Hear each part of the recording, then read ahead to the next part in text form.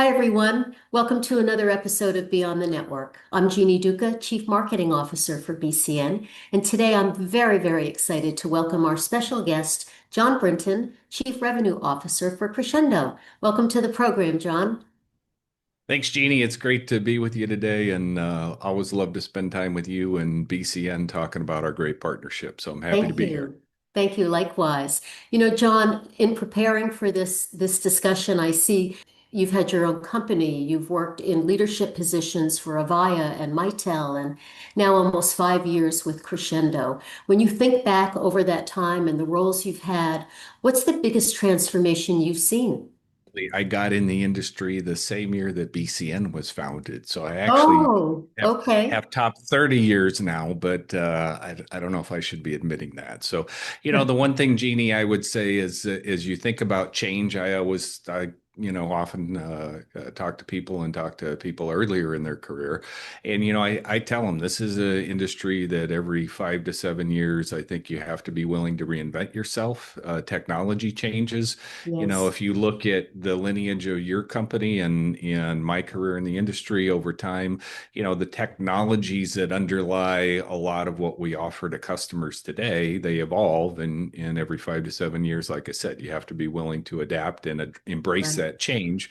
The one thing that hasn't changed is that I think it is still a very fractured market, and customers are always looking for the right technology advisors to assist them with how they deploy the types of technologies that we sell. One thing when you look at it is we're in the industry, we're experts, but the rate of change for us sometimes is there's a steep learning curve on a lot of the things, especially now as AI starts to bleed into more of what we do every day, and that rate Mhm. of change is even speeding up.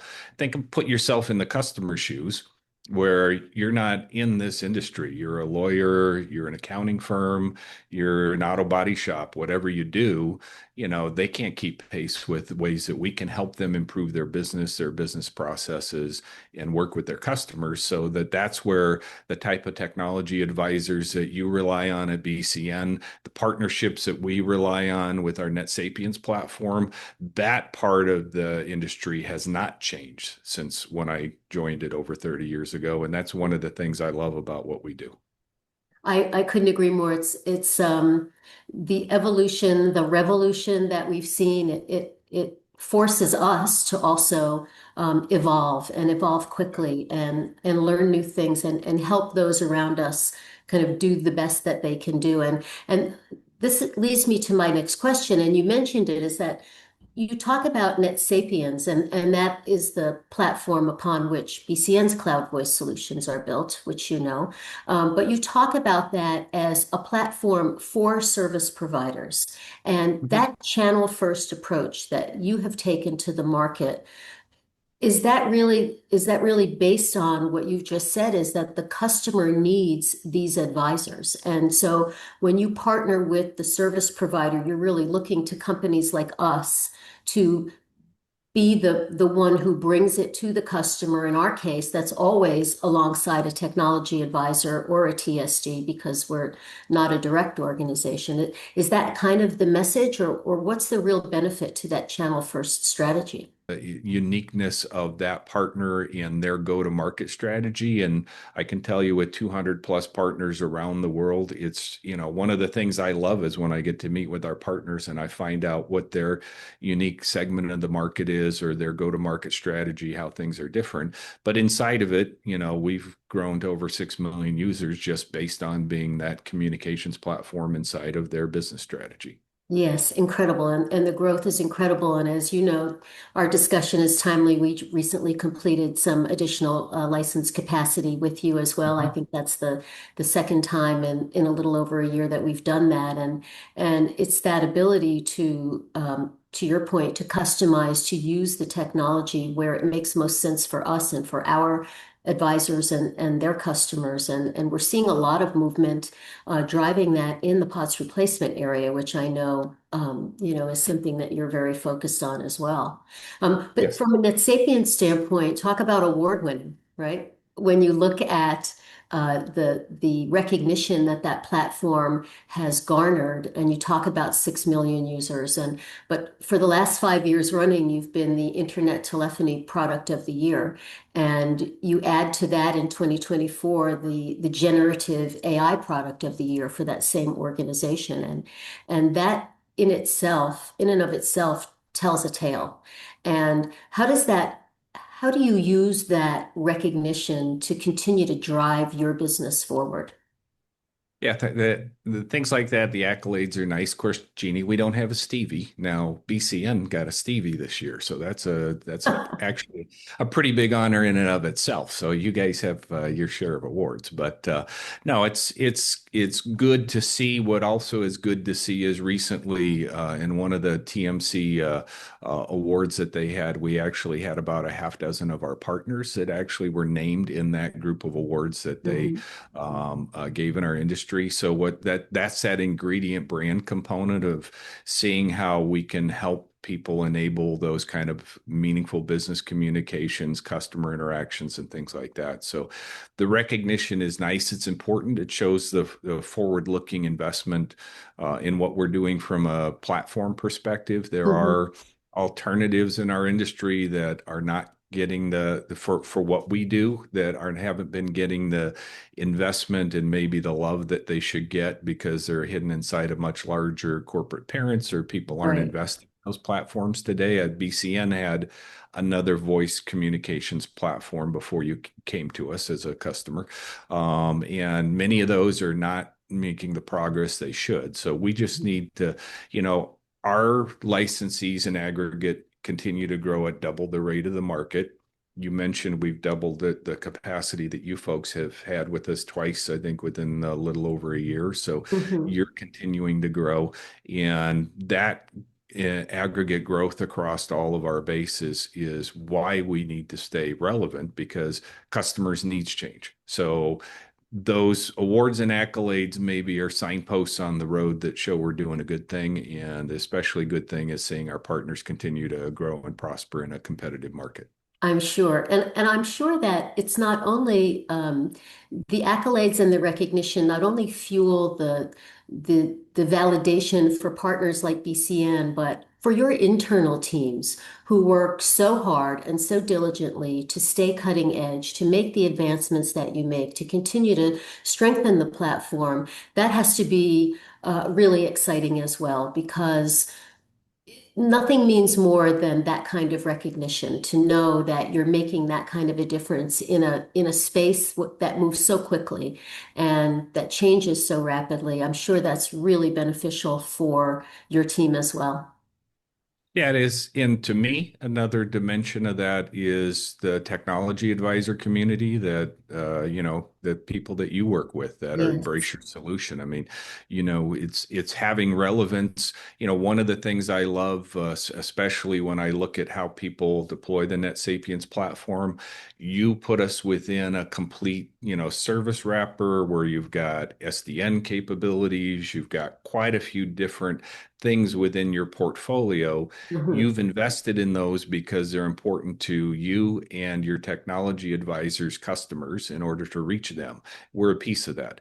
Within that piece, we need to do the best job that we can in delivering powerful communications to the audience that our customers serve. So that technology advisor validation is also pretty important to me. I couldn't agree more. I couldn't agree more. And again, because we go to market exclusively through those technology advisors, I've talked on past episodes about the trust that you build. So the trust that our companies have built together, the way that powers the trust that we build with our technology advisors and the customer.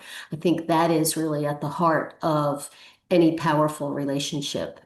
Couldn't agree more. Absolutely. And I know one of the things that we're excited for and that I'm sure you're excited to have been able to announce is the completion of the migration of the NetSapiens licensees, the hosted licensees to the Oracle Cloud infrastructure. And I know you recently completed that migration in Europe and Australia and have now turned your attention solely to doing for the US. And so for providers like BCN and our customers, and I'd love to know what drove that migration, and what kinds of benefits, what additional value or enhancements will we see, and your customers see because of that? Yeah, so one of the things for people that might not be as familiar with the NetSapiens platform is the company was founded over 20 years ago, and it has been built to be a service provider platform. In that time period, most of our partners like yourself chose to host in their own infrastructure our technology.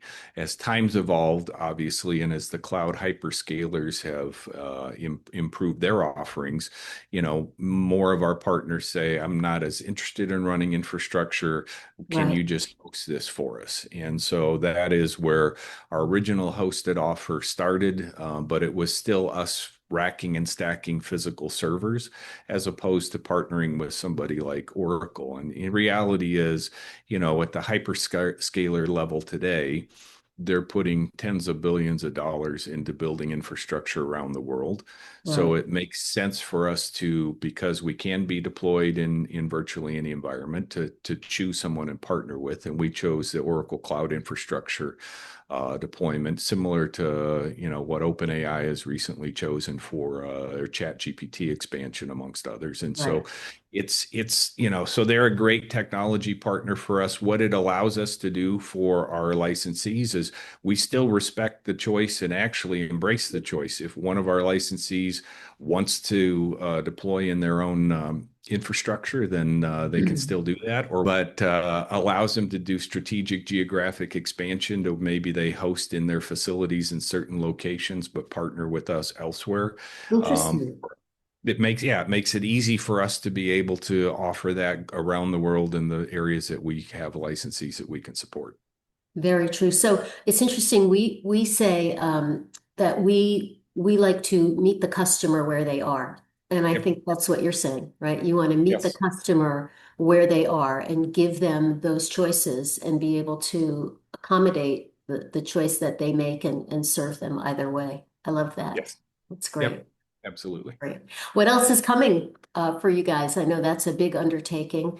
We will be releasing in the fall our initial marketplace where it actually makes it easier for our licensees and their customers to be able to go and add some of those applications on top of their deployment of our product and make it easier to integrate, whether it's delivering AI-based applications or integrations into things like Microsoft Teams or whatever it is, to Mhm. make it easier for that to be deployed to an end customer. So as we think about it, it's really having solid stability in the core engine of the operating system for unified communications as a service, still delivering the choices that we give to our partners on how they choose to acquire and deploy our platform, and then building in that ecosystem of other applications that can add additional value to their service offerings as well. So we're really excited about the marketplace and some of the things that we'll be talking about as we kind of head into that season with our partners